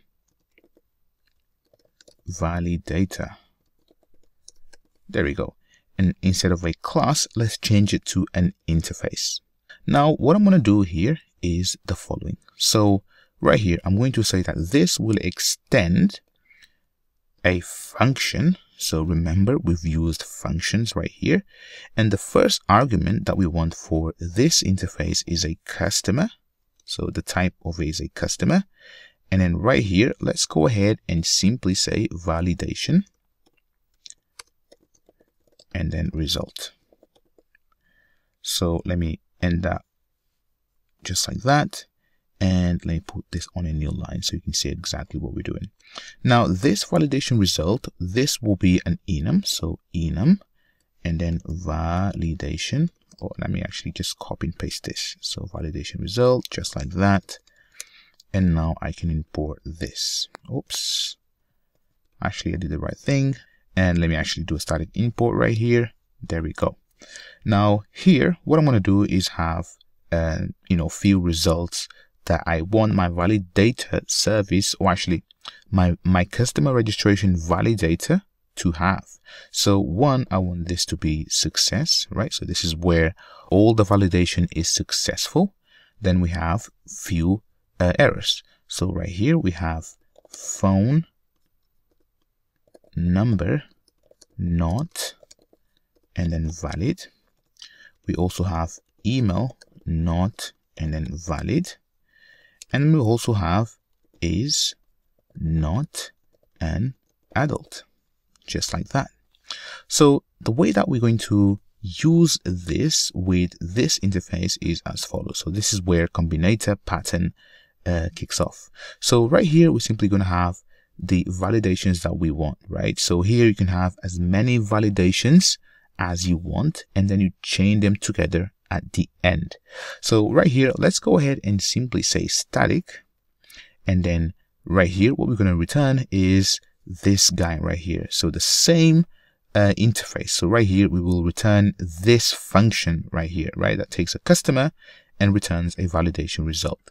So right here, I'm going to say is and then email valid. And then I'm not taking anything there. But right here, what I want to say is return and then customer. And right here, I'm going to say customer. So basically the exact same validation that we had before. So customer dot and then contains and then at. So if this is the case, what I'm going to do is simply return, you guessed it, success. Otherwise, phone number, or actually not phone number, email is not valid. And let me have a static import for this. And the same for success. There we go. Now let's go ahead and do the same for phone number. right here, let me actually steal some code. So from here, what did we have? We had this. So I'm going to copy that, go back, and then is phone number valid? And then I'm going to change that with this, and then customer dot get phone number starts with that. So if that is the case, then it's valid. Otherwise, so right here, phone number is not valid. So let's go ahead and do the same for is adult. So right here, static, and then customer registration validator is an adult. There we go. Let me steal some code from here. So this is what I want. Just like that. Go back, and then customer, or actually return customer, and then I'm going to paste that, and then right here, customer dot, and then get DOB. So if this is the case, right? So if the customer age is bigger than 16, what I'm going to do, so let me put this on a new line. So if it's bigger than 16, what I'm going to do is simply return success. Otherwise is not an adult. There we go. Indent this properly, and there we go. So one final thing that now we have to do is right here we have all of these functions, so these three functions, and the combinator pattern allows us to chain all of these functions together. So the same way that you saw with a function where we can use and then, and the same with predicates by using I think it was and, right, or we can have the same logic with the combinator pattern. So right here, what I'm going to do here is the following. So I'm going to have a default method, and right here I'm going to return a customer valid data, so the same thing that we did here, and then I'm going to say and, right? So right here we're going to take a customer valid data, and then I'm going to call other. So basically this is where the magic happens, right? So I'm going to say other, and inside I'm going to return, and then customer, and then inside what I'm going to do is simply say this dot and then apply. So we are going to apply this customer, and I'm going to extract this to a variable. So I'm going to say result, and now check this out. I'm going to say return, and then result dot equals, and then success. So if it is equal to success, I'm going to apply the other validator dot and then apply, and then customer. Otherwise, I'm going to simply pass the actual result, not super result. There we go. So if we get to this point, we know that we have an error. So now this is complaining because I need to pass semicolon right here. So let's go ahead now and use this awesome interface. So let's go back to the main method right here. And now let me simply comment this out, and let me simply add an @ sign right here. Or actually, let me simply leave it as it is, and then I'm going to show you exactly all the errors. So now let's go ahead and simply say customer, or actually not here. So using combinator pattern. So right here, let's go ahead and simply say customer registration validator, and then dot, and check this out. So we have all of these methods, right? Is an adult, is email valid, and is phone number valid. So let me go ahead and simply start with is email valid, right? But now what I want to do is the following. So right here, I'm going to say dot, and then check this out. We have this method, so and right here. So this is the one that we defined. So I'm going to say and then let's use the rest. So if I do, if I press Control Shift, you can see that we have the other methods. So is phone number valid, dot, and then is an adult. There we go. So if I now add a static import, you can see that now this becomes much cleaner. So now we have these three methods that we have chained together. The way that we use it is simply by saying dot and then apply, and then pass customer. There we go. Now if I extract this to a variable, so result, and let's go ahead and simply say south and then result. So now what I'm going to do here is say if and then result not equals to success. So success, we're going to throw. So let's throw. So throw new illegal state exception. You could have your own exception, but for now, let's go ahead and throw an illegal state exception and then the actual result. Dot and then name. There we go. And basically this will actually print out the same thing right here, but I want you to see the actual result. So let's go ahead and scroll up and let's start with a valid customer. So at Gmail, and then the phone number has to start with plus and then 0. So if I go ahead and run this, there we go. We have success right here. And if I scroll up, let's now check all the validation that we have. So let me remove the @ sign and then run. There we go. You can see that email is not valid and we've thrown an exception, right? So email not valid. So if I add that back and if I remove a plus here, run this. There we go. Phone number not valid. And if I add a plus there, and let's make sure that this guy was born, 2015, or this guy, Alice was born 2015. So, which means that, she's not an adult. So if I run this, you can see that is not an adult, right? And you can even customize your exception that we throw by including the name or an ID or anything like that. But basically now you can see the power of the combinator pattern. So if you have more stuff that you need to chain to this validation, so let's say that the requirements change, you can simply duplicate this and then have your custom implementation inside of the interface that we've defined. So this one right here, so customer registration validator, and then just chain all the validation logic and scenarios that you have. And this is the power of the combinator pattern. So one last thing that I want to show you is that, so if I command Z a couple of times there, so basically, so right here, you see that we call dot apply. So if I comment this, and then right here, let me simply remove the apply there. So the cool thing about these functions, so let me change the variable right here to a validator. So the cool thing about this, right, is that this is lazy, right? None of this stuff is run until we invoke the dot apply.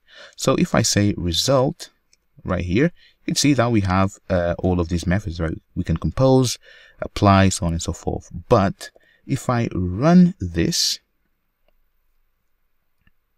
you can see that nothing gets printed out. And even if I, for example, right here, so where we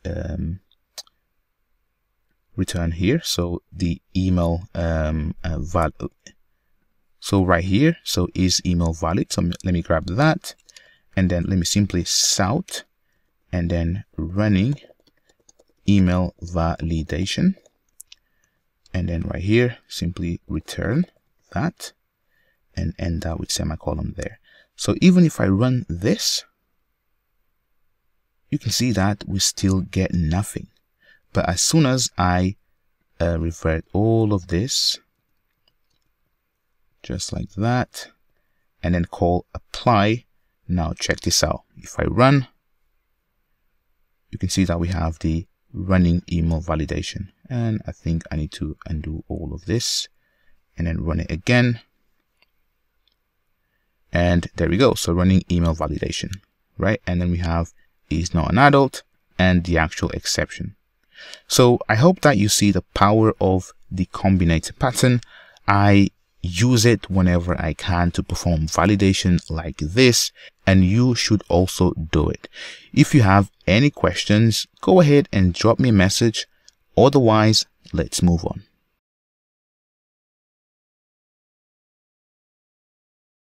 Alright, so in this final section, let me go ahead and explain you a few things that will help you to fully understand the functional interfaces and functional programming with Java.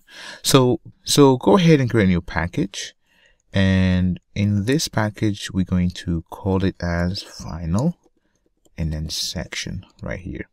So inside, create a main method, and then let me put this full screen like this, and then PS and then VM for public static void main.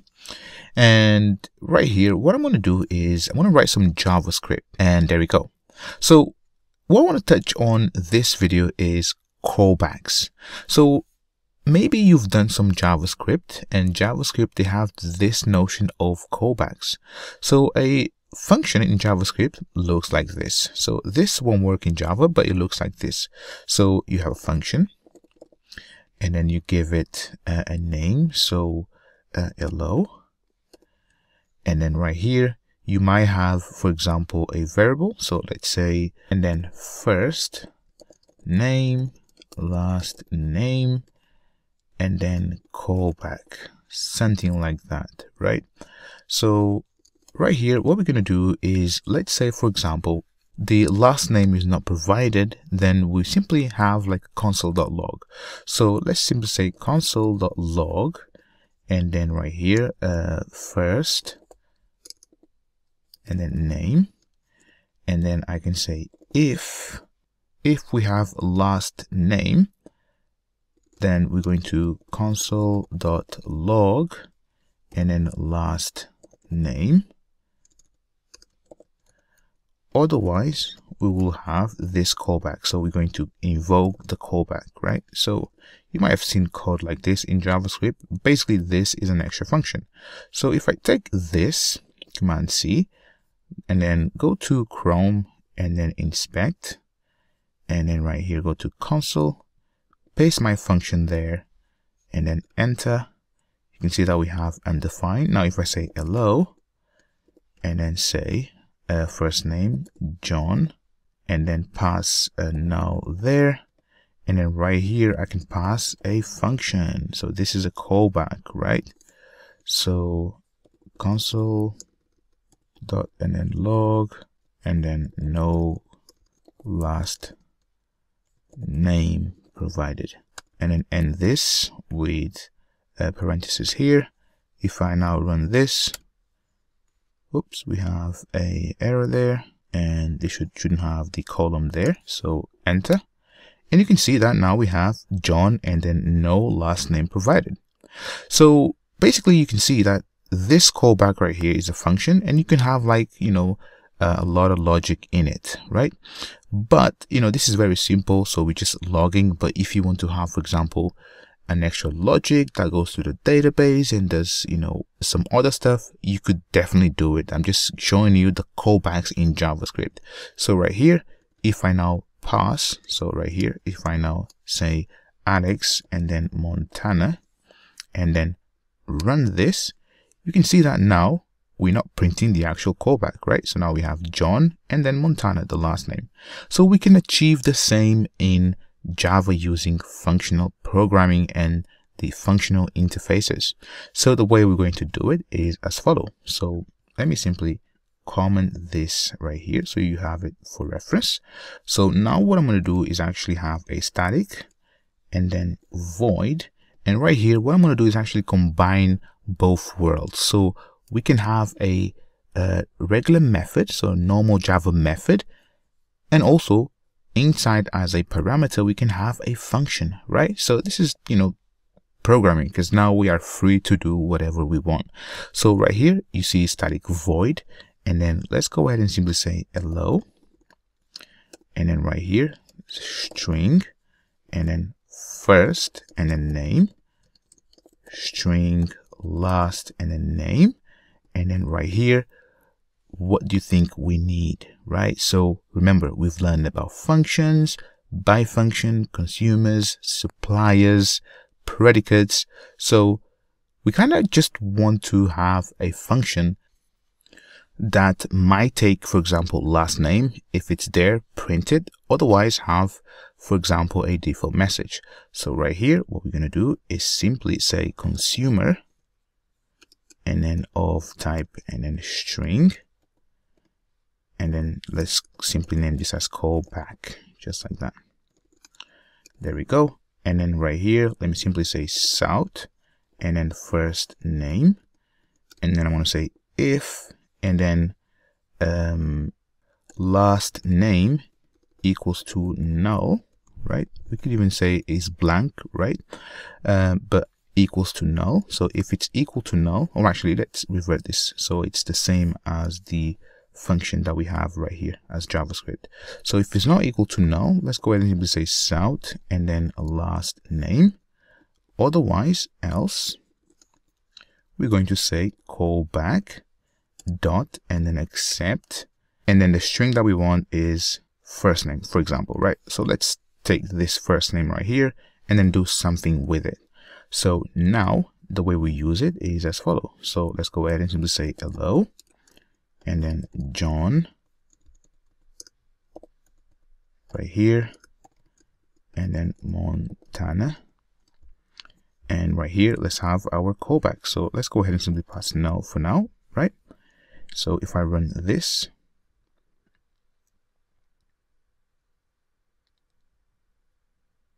there we go. You see that we have John Montana. But now let's go ahead and define this callback. So right here we'll have a callback that takes a value, and the value will be the actual first name. It doesn't matter. And then we will do something with it. So right here, south, and then what did we have? So right here we said last name not provided. So let's do the same here. And then for, and then plus, and then John, and then value, right? So you could even change this to first name if you want, but I'm just going to leave it as value. Now if I run this, you see that we have John Montana. But now watch this. If I pass null right here and then run, there we go. No last name provided for John. So basically I just want to show you that you can combine you know, a normal function with these functional interfaces and do stuff like this and achieve a similar concept as JavaScript that they call callbacks. So there are other languages that have the similar concept, but JavaScript, you see a lot of these callbacks being thrown, and you can pretty much do the same with functions. Another way that you might see callback is, so right here, so because right here you might not want to pass a default value, right? So you might have something like this. So right here, let me just duplicate this and then call it 2. And then right here, so I'm gonna simply remove this and then runnable, and this will be the callback. And then right here, callback dot, and then run, right? So this is a bit different now. So right here, the way we use it is simply say hello, like here, and then 2, and then right here, you simply pass this runnable right here, and you have no value there. Basically, this now is the exact same thing as this concept right here, right? Because we're not taking any value, and because I only have one line there, I can simply do this. And then check this out, just like that, and beautiful code. So now if I run this, you can see that it's the exact same thing, but right here, we're not taking any arguments. So there we go. So this is how you combine both worlds, where you can mix and match these functional interfaces with normal functions and have callbacks. If you have any questions, go ahead and drop me a message. Otherwise, let's move on.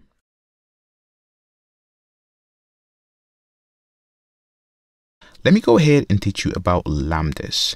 So we've been using Lambdas throughout this course with, all these functions, but basically let me show you exactly how they're used. And for example, if you only have one return statement, if you have two arguments, what you should do when using Lambdas. So let's go ahead and expand this. So command and then 1. And right here for this main method, let me go ahead and simply name this as callbacks, just like that. Now let's go ahead and create a new class and then simply call it as Lambdas. There we go. Oops, not Lambdas, but lamb, and then des, just like that. Now let me collapse that, and then public static void main. Now inside, let's go ahead and have a function.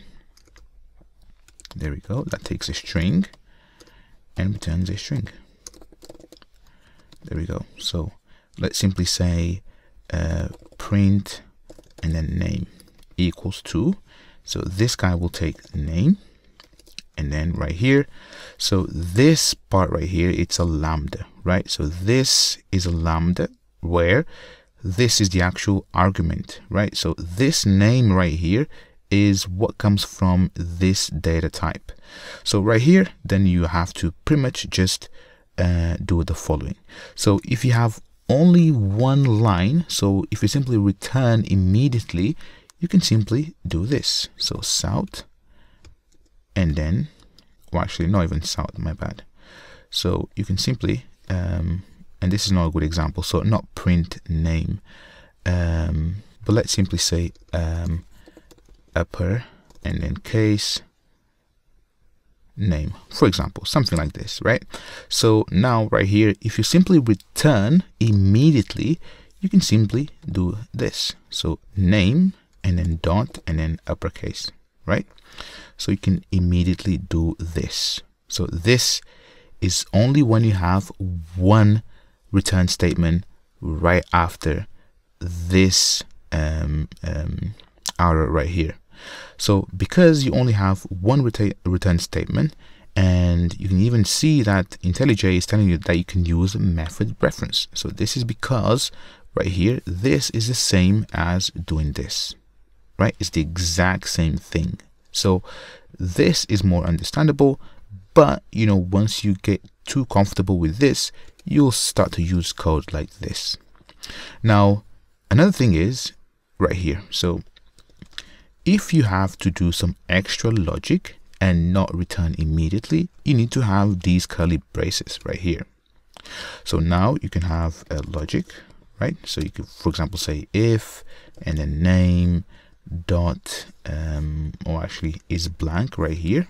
So if it's blank, then you can throw new illegal and then argument exception, something like this, right? And then right here, otherwise, now because I need to return, I need to say return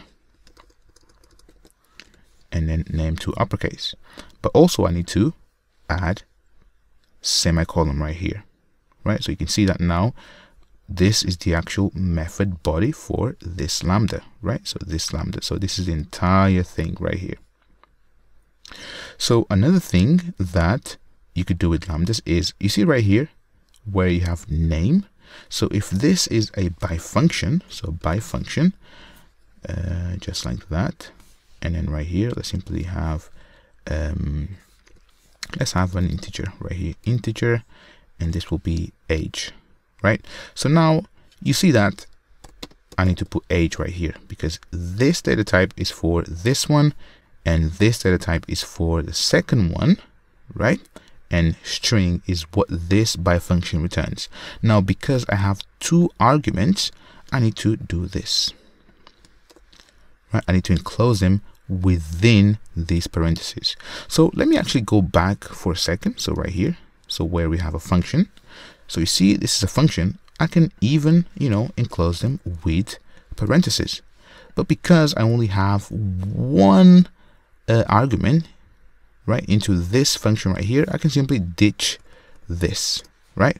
But if you have a BiFunction,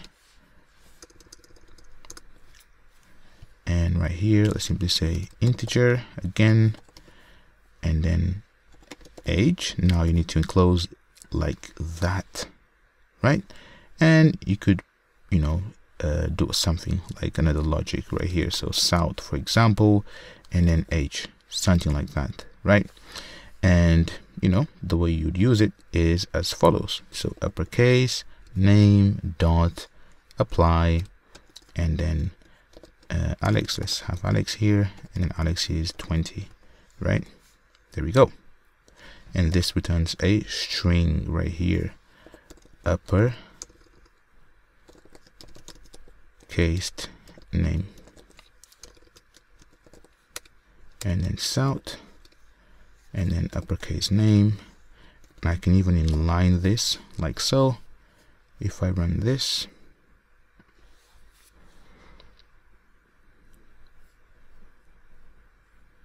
there we go. So 20 and then Alex. So basically this is this logic doesn't really make sense, but I just want to show you exactly different ways that you can use these lambdas right here.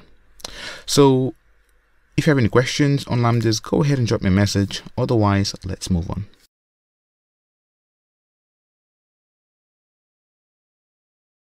All right, so just to let you know that I think I didn't mention this at the beginning of this course, but when you use these functional interfaces, you see right here where you define the actual inputs and outputs of functions, right? So string and then integer and then string. So these right here, they have to be the object type and not the primitive. So for example, integer, right? So you could have an integer like this. So integer and then number equals to null, right? And then you can also have integer and then let's say counter. And right here, I can't say this. So this is invalid, right? Because this is the primitive version of this object type right here, right? So right here, you either have to say a number. So it could be negative number or positive number. So if I do a 0 right here, you can see that this goes away. So for that reason, you are not allowed to have primitives in here, right? Because if you have to pass nulls, then you can. So with primitives, you cannot. So right here, you see that we have this integer right here. So I can go ahead and simply say null right here. And you see that works. But if I was to have this integer, so the primitive type, that does not work. And also, one thing that I've been doing a lot throughout this course is having static right here. So static. So the reason why I've been doing static is because I'm outside. So right here, I'm outside of the main function, and the main function is static, right? And you can only use static methods inside of this main function. So right here, you can see that this still works, but if I remove the static keyword, you can see that it does not work, right? So this is something that to bear in mind. Your functions and BiFunctions, they don't have to be static, right? In fact, having static throughout your code base is not practical. So ideally, what you would do is simply have, for example, so let's say that you have a class. Let me actually put this inside. So just like that. So let's say that you have a class and then call this as service, for example, right? What you should really be doing is like having, publics and then your function, for example, or predicate or consumers, right? So consumer of string and then blah equals to and then s, right? Just like that. And then basically this is your public interface. You can also change this to private or no access modifier at all. So this is package protected, right? So just to bear in mind that, you know, they don't have to be static, and you should avoid static. But the reason why I've been using static is because I've been doing everything inside of this public static void main method. So there we go. If you have any questions on primitives and the use of static keywords, go ahead and drop me a message. Otherwise, catch me on the next one.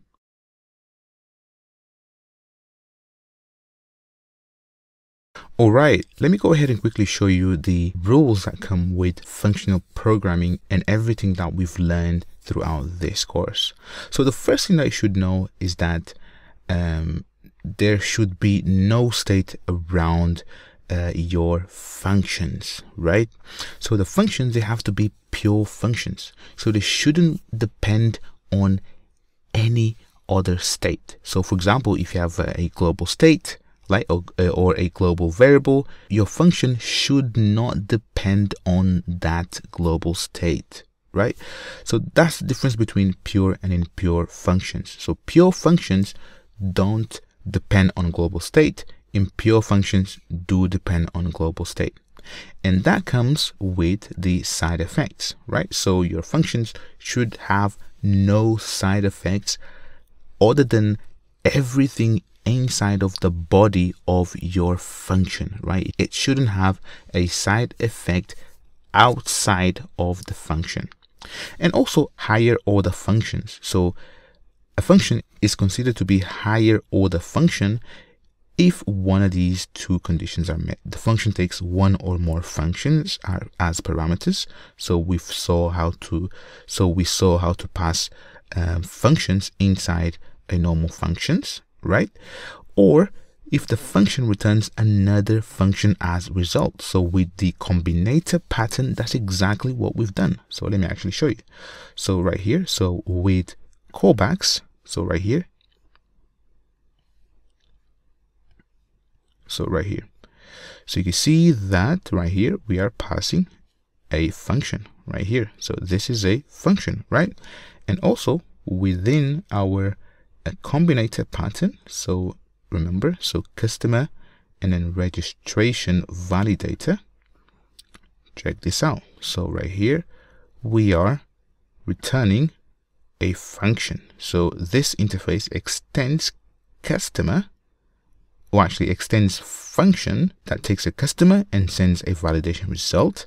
But if you check the return type of all of these methods right here, so if I do a command shift and then minus, you can see that they all return the function right here. So this means that we are satisfying with this property, higher order functions. So make sure that, for example, let me actually show you, the null state and pure functions and side effects. So if I go back to, let's say, lambdas right here. So you see this function right here. So int BiFunction right here. So I should never depend on, for example, counter, right? So let's say that I do, for example, south and then counter. Or if I change the state of counter, right? I should never do this because it will break all of this, right? So you see that there might be some side effects on the outside of this function right here, right? So outside of this function, there might be some side effects. Also, you see that you are now mutating state, and it's no longer a pure function. It's an impure function because it depends on global state. So you never want to do this. Or for example, increment the number. So number, and then, increment, plus plus, something like that. You should never do it, right? So your functions right here, they should be self-contained, right? So they should only depend on the state that you define inside. So right here, I could say int and then counter equals to 0. So this is absolutely fine, right? Because this counter, so this counter right here, it's only visible inside of this function and not the outside world. So if you have any questions on these properties, go ahead and drop me a message and I can give you more examples. But this is pretty much everything you need to know about functional interfaces and functional programming with Java. If you have any questions, go ahead and drop me a message. Next, let's go ahead and wrap up this course.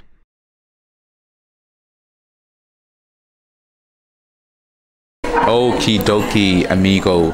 I want to congratulate you for completing this course and practicing throughout. So, as you saw, for you to write functional programming, you just have to shift the way that you think. You no longer think about regular Java functions, but you start to use functions, BiFunctions, predicates, consumers, suppliers, so on and so forth. Now, the next step for you is to enroll to my course on Java Streams API, because once you combine everything that you've learned in this course with Java Streams, you will start to write code that really shines. Instead of you writing code that takes, for example, 20 lines of code, you'll simply take 5 lines of code with streams and functional interfaces. So this is all for now. Go ahead and subscribe to my channel to get more videos like this, and it really means a lot to me to see a lot of you, sending me messages, suggesting for new courses, and I'm trying my best to give you awesome content that will allow you to become a software engineer. Also, if you haven't joined the private Facebook group, go ahead and join, because that way you can see what's up, you can connect with other students, and if you have any questions, just drop them and I'm pretty sure one of us will be able to help you. This is all for now, and I'll catch you on the next one. See ya.